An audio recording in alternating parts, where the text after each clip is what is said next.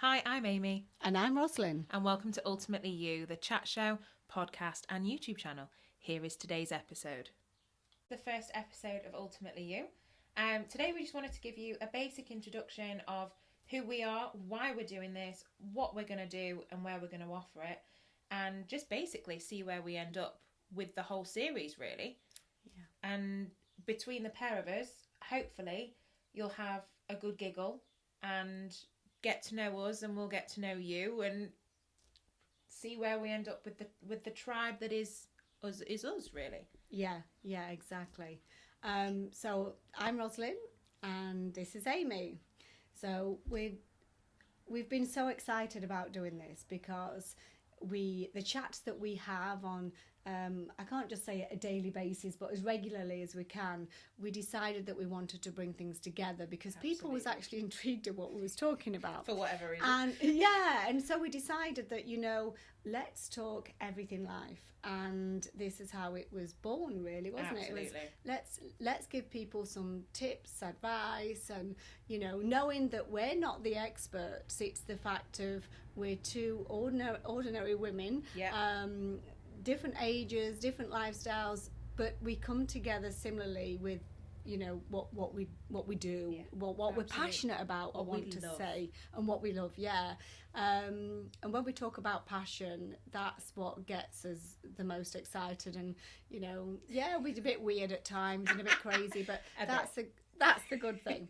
So I think that a starting point here is why have we decided to do this, and what do we do, and what gives us some insight and knowledge about what we're going to talk about. Absolutely. So we're going to talk a little bit about our backgrounds of why we're doing this, and I'm going to start with you, Amy, because I know that you've had a radical change just a bit in the time that I've known you, over a few years, and I know that when you told me this change was coming, I was so excited for you. Thank you. Because I know that you had a dream. I did. You had a dream.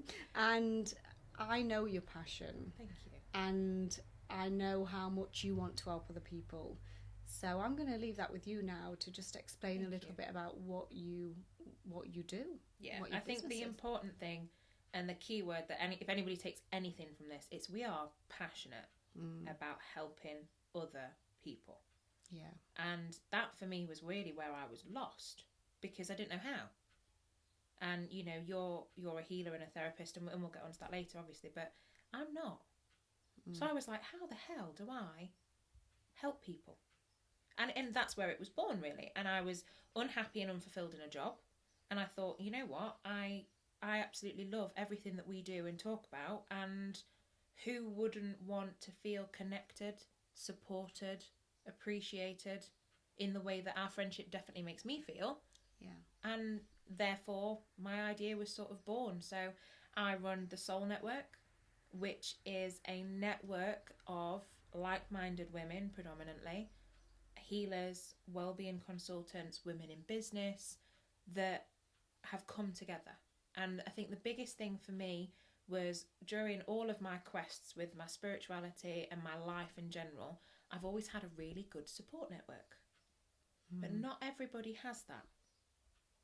No, and this takes me to something that's dear to my heart, really, is you find that a lot of people that are on this growth path, and I'm not speaking for everybody, but it happened to me and a lot of people that I've been around, that when I've been teaching Reiki and doing other things, is that it's not the people that are closest to you that they're not always accepting of it. No. And they don't understand it necessarily. No.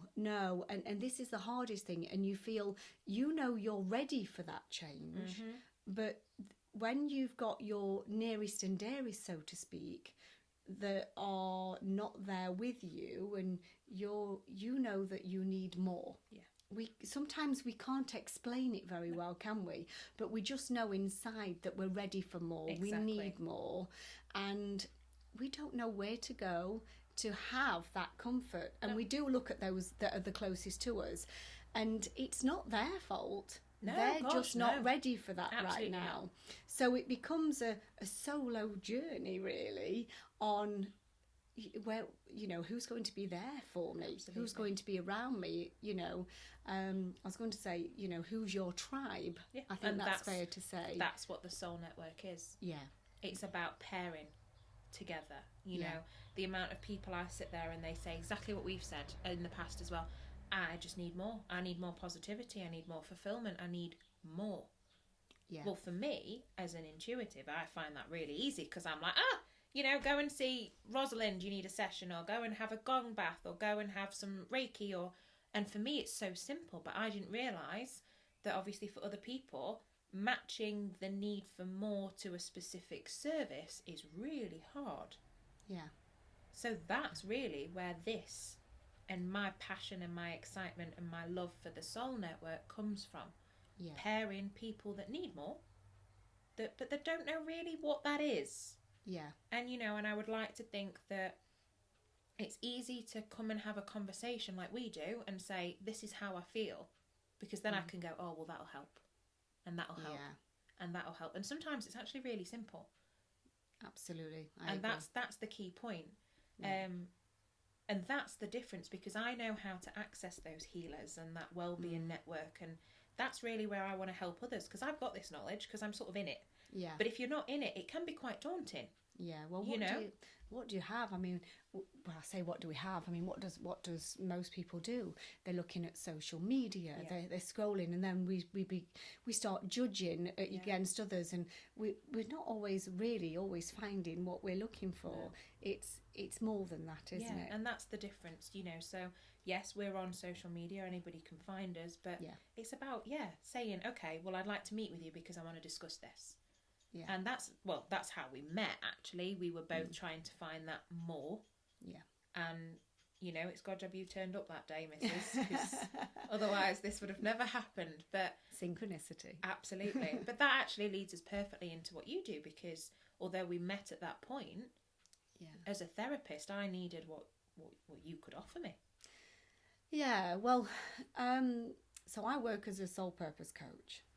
And the reason I call it Soul Purpose Coach is because I've gone through lots of different titles and but that resonates with me because all my work goes back to soul level. Yeah.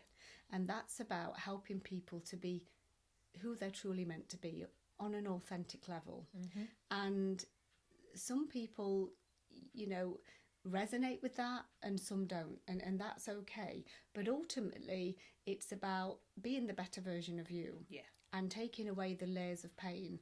I don't want to get too deep into this because we're going to be talking about it on other podcasts and YouTube, but it's about say if somebody's got anxiety, and it's taking away what has caused that so that they can be free. For example, it can be a phobia, it can be anything like that. So I started this 17 years ago, and it was when I was on my knees and I was stressed out, burnt out, and they always say that, you know, it's when you have the biggest disruption in your life is when the biggest changes are made. Absolutely. And I just fell upon it. It was a friend that introduced me to it. I had no idea what it was. It was Reiki healing, but I was brought up in a way that even though my father wasn't medically trained, we always had the doctor's answers on the dining room table and, you know, all the gory images and everything else. And so nobody in my family or immediately around me even went for a massage or did anything. Yeah. So my first introduction was the healing. Then I worked in a medical centre, and I started to become curious about the mind-body connection and about how we created our own illness. And so I trained then as a hypnotherapist and went on to do EFT tapping and and lots more things, NLP and etc. along the way. But that's irrelevant really, because where it brought me was big into weight loss. Yeah.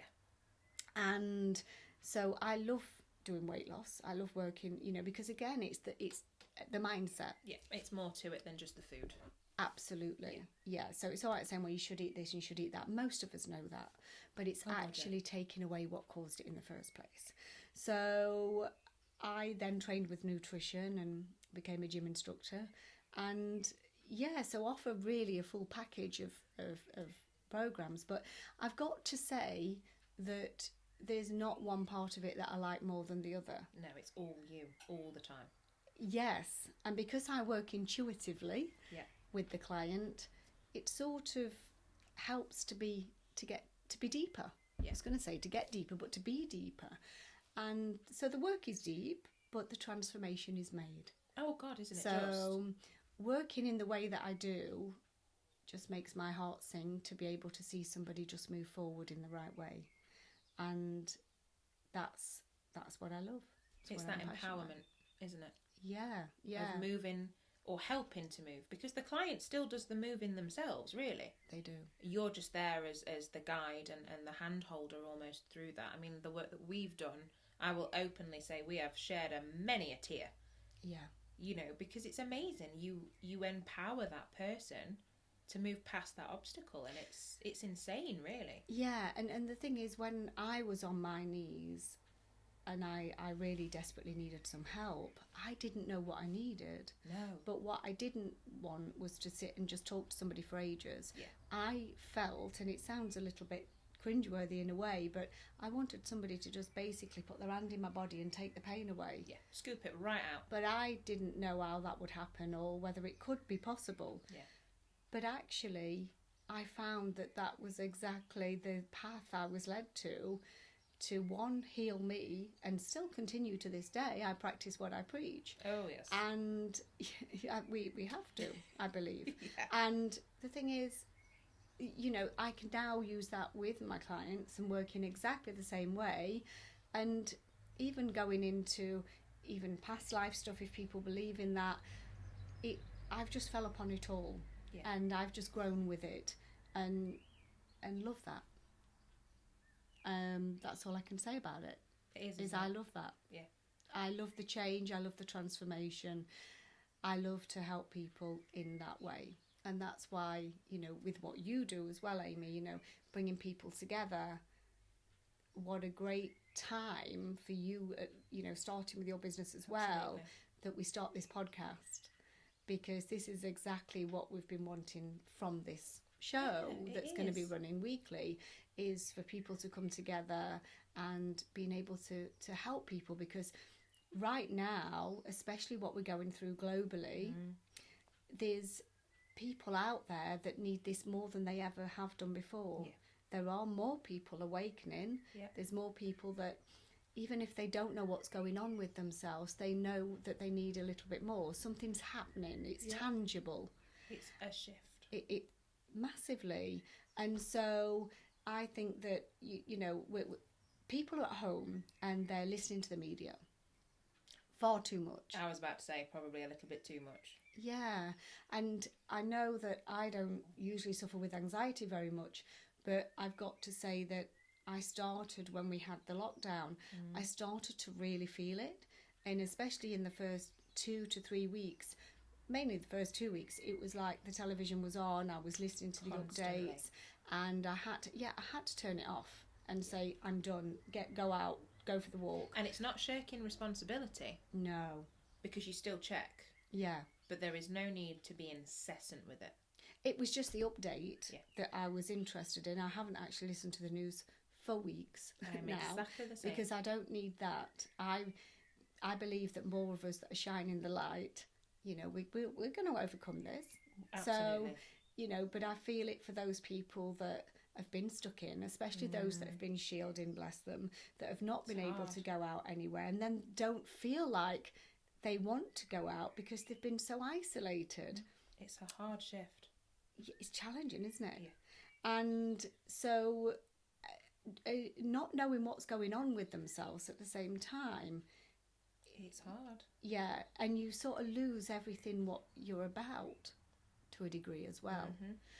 So I was thinking of what has helped me to get through this time.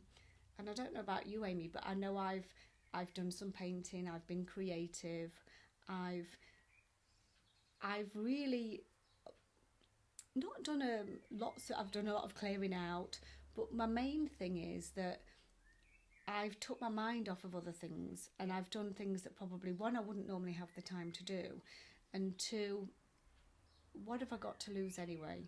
Because I can either sit there and be miserable, or I can decide to take action and move and do something that uplifts me and makes me feel better. Because they always say that time flies, not that we're wishing our lives away, but you know when you're passionate about something, you enjoy something, because your time's like that. Gone. It goes nowhere. So all of a sudden, you know, your day is gone, and instead of watching the clock around thinking another day I've got to stay in. Yeah, exactly. You know? But that's the biggest difference. It's in the mindset. And I think so many times we are fearful of change anyway. You know, we're pretty centered usually, and we have practices, we both meditate, we both journal, we both do things that are quite grounding, but we both still felt it in the first couple of weeks. Yeah. And I think, you know, for me, I mean, I've been out all the time with my dog, but I'm very lucky that I live in an area where I can walk without really seeing anyone. And, you know, I have a dog that needs to walk miles, because if she didn't, I would have no sofa left. So I'm very lucky at that, but not everybody has that. No. And, you know, it's hard when you're faced with a new problem. Yeah.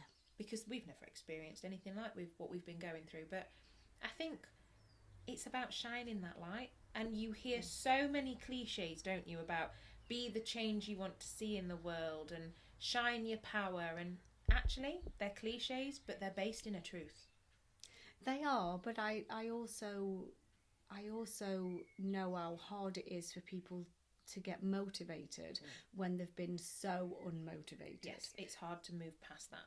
Yeah, because the mindset, you know, waking up in the morning, doing the same habitual thing, all the time, you know, day is not good.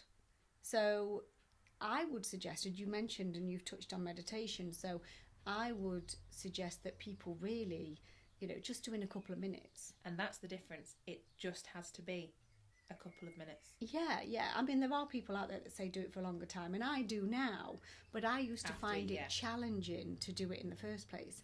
So I would say that just a couple of minutes in the morning, just to start with, you know.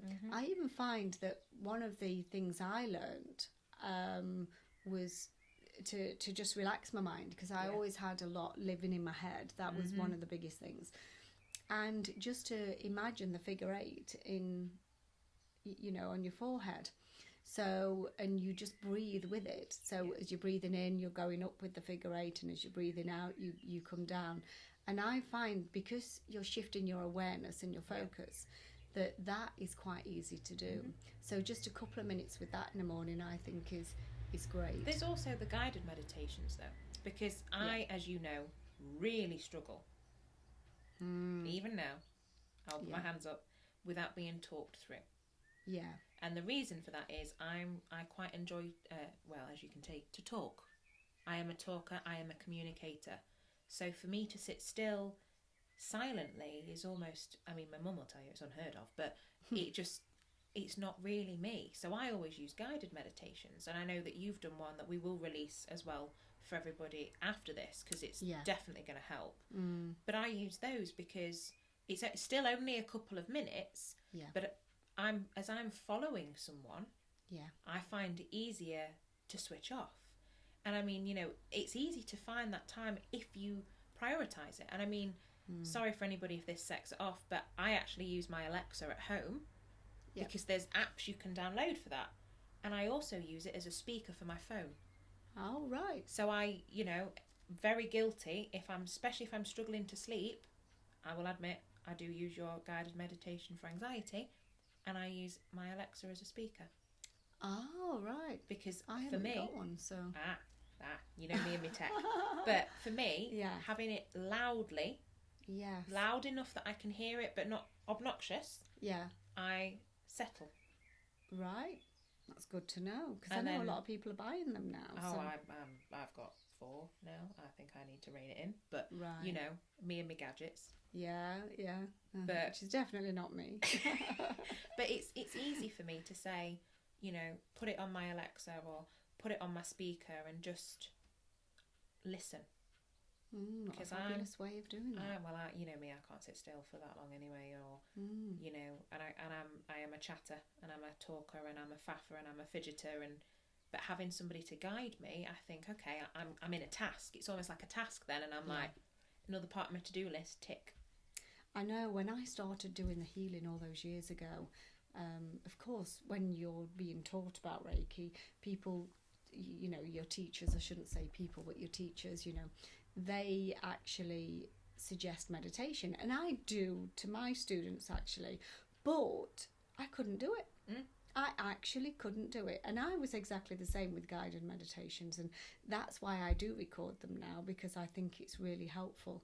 But, you know, equally, if somebody just wanted to do 2 minutes, they could do what I've suggested. Absolutely. However, though we are linking that meditation up, because that is for anxiety as well. So I think that'd be really helpful right now. Well, it worked for us, didn't it? Yeah. And another thing what I found helpful through all of this is, so as well as being creative and finding things to do, even if I wouldn't normally do it, is because it's getting excited about doing something new, you know?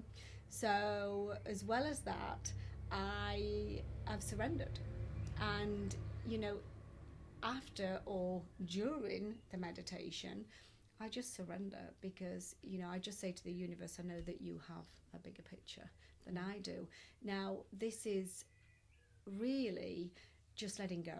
Yeah, it is. I learnt this from Gabrielle Bernstein. She says another few things with it, but whatever comes to my mind, the main thing is that I'm surrendering. I surrender, because once you say that, you just sort of automatically ease up. Yeah. Even just by thinking about it, you ease up. And then if anything comes to your mind, you can say it, because, you know, the universe has the bigger picture and the bigger plan than you do. So it's just about letting that go, and I find that extremely helpful. It is, and I think that sometimes we can lose faith. Especially now. Yeah, you don't always, exactly as you said, you don't always see the bigger picture either.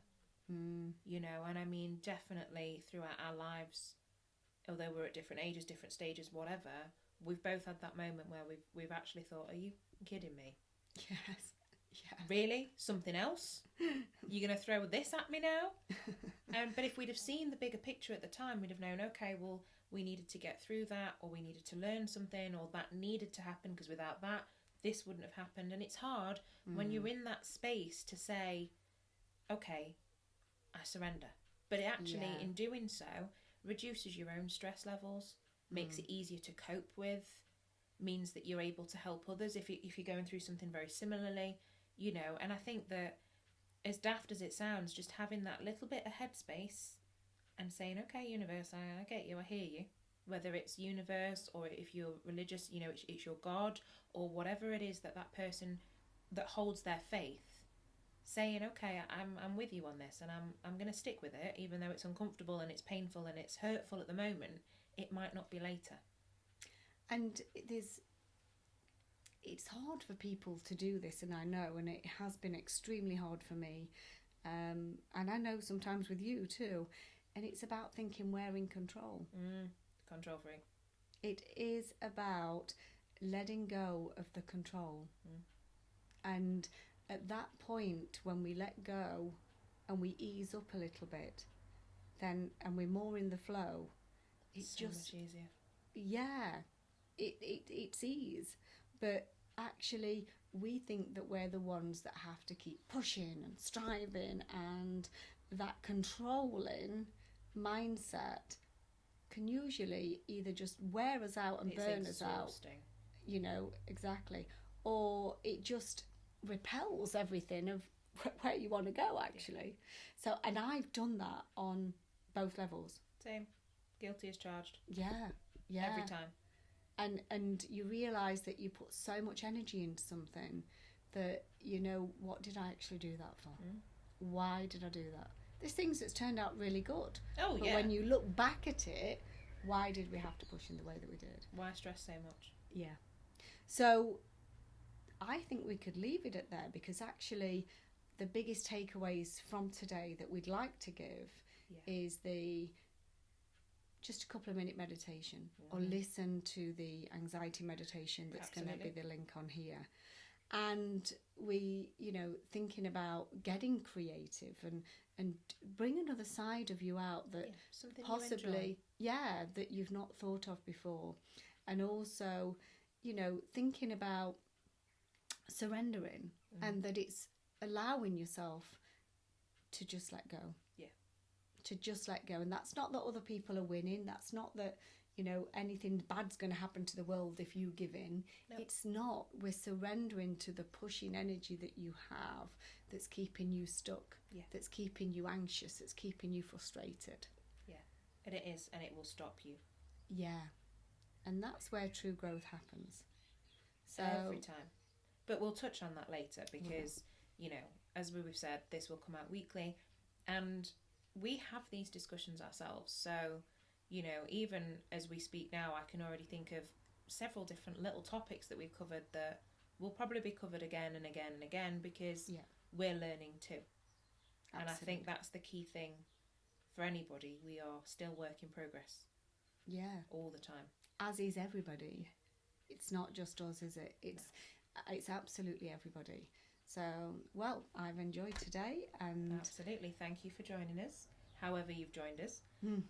Please give feedback, like, comment, subscribe, email in, let us know what you think, and we will be back next week. We will. For even more. So thank you so much, and we'll see you again.